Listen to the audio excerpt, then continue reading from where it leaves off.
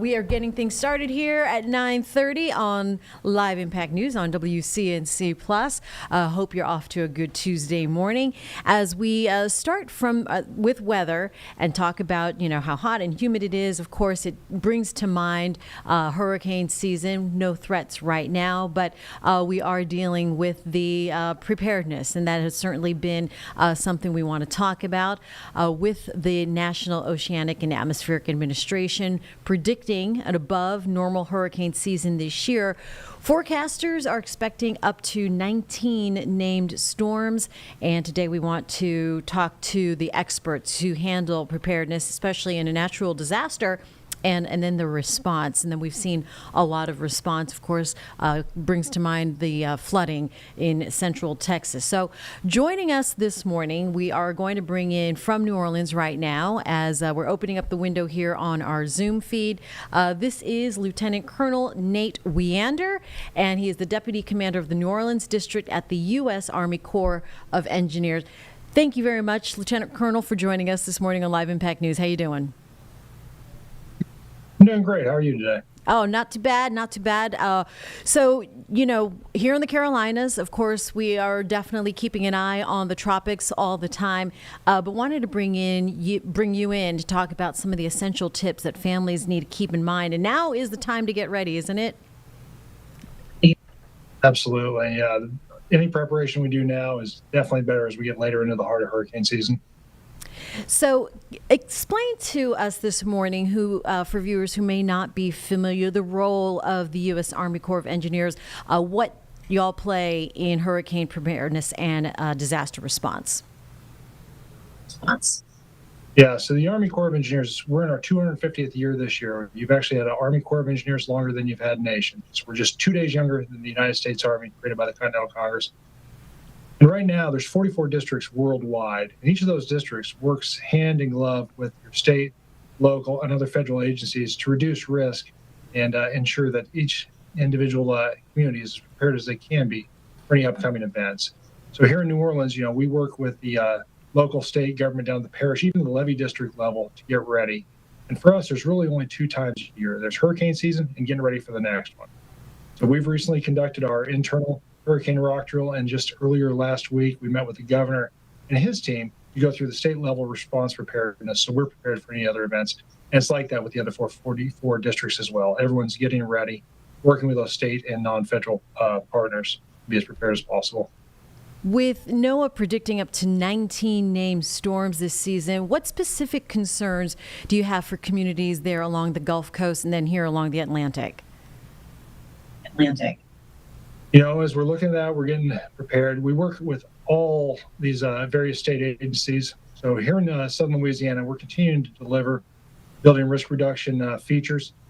And then, as we prepare for a storm, should something come into our area of responsibility, we're going to be doing those daily calls with all our experts here in the building, as well as with our state and local partners, try and make the best predictions and recommendations based on the science and engineering.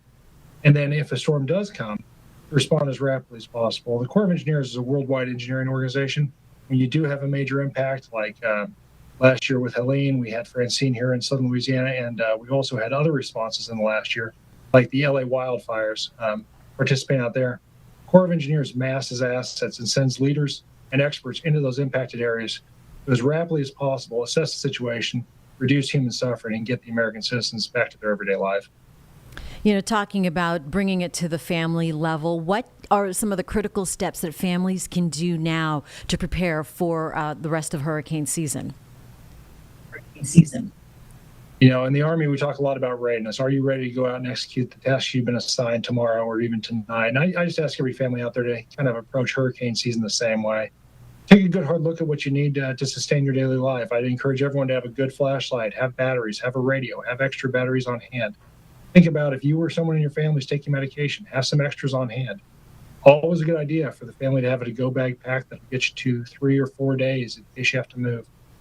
For those with pets, it's always important to take those same considerations. Think about if you did have to leave, where you would go. Do you have friends or family that you can go visit, or is there a pet-friendly hotel outside the impact area? Make those plans now. That way, when you're in a stressful situation, you're not trying to figure it out. And then with that, stay informed. Listen to your local news. listen to your local government agencies. We're working with your state, federal, and local partners to make sure we're making the best recommendations so senior elected leaders can make the best decisions they can. We look back at the central Texas area with those flooding disasters there not too just weeks ago, right? And think about the evacuation decisions. They're life or death. What advice do you have for folks trying to decide in that moment whether to stay or go when a hurricane approaches? Yeah, I'm going to encourage you to go. If you hear that you're getting the recommendation to leave, that's really the time to leave. It's not worth the risk. I just encourage everyone, listen to those what your local government officials are recommending. They're making informed decisions. We're providing our best technical assistance and engineering advice in that decision-making process. And I think it's very important that we all just make prudent decisions so no one's hurt this hurricane season and we can just get back to everyday life. And for those of us who may not understand the full scope of the Army Corps of Engineers, what you do during a natural disaster, what might surprise them about the Corps' work, about beyond the obvious flood control measures and response like that? Yeah, that's a great question. So when there is a natural disaster, we flood the area. We're professional soldiers on active duty. We're very used to moving to the Sally guns, reducing friction, reducing human suffering. And that's exactly what we do. So just from personal experience, I was recently in the LA wildfire response. And what you have is experts and leaders from across this worldwide enterprise, 38,000 American citizens serving in the Corps of Engineers, and volunteers moved immediately to the Los Angeles area. And you're walking into chaos, really. It's massive destruction.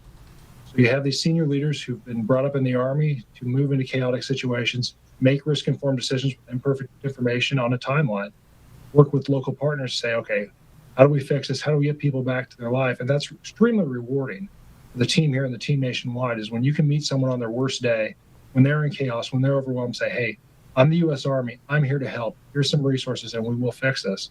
It's extremely powerful, extremely rewarding. I'd encourage any of your listeners that are looking for a career or looking for an opportunity to serve their nation or their community, consider the U.S. Army for those reasons. Oh, yeah. I'm sure you are the sight for sore eyes when a disaster hits after. The important message you want our families and viewers to know as we leave you today. Yeah, I just ask everyone to stay informed. You're in hurricane season, same as we are in southern Louisiana, so keep an eye on those forecasts.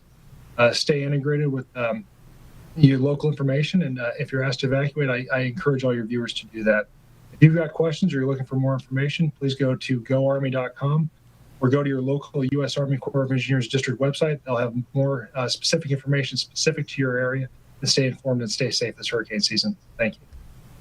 Thank you, Lieutenant Colonel Nate Weander from the New Orleans District at the U.S. Army Corps of Engineers. We appreciate your time this morning.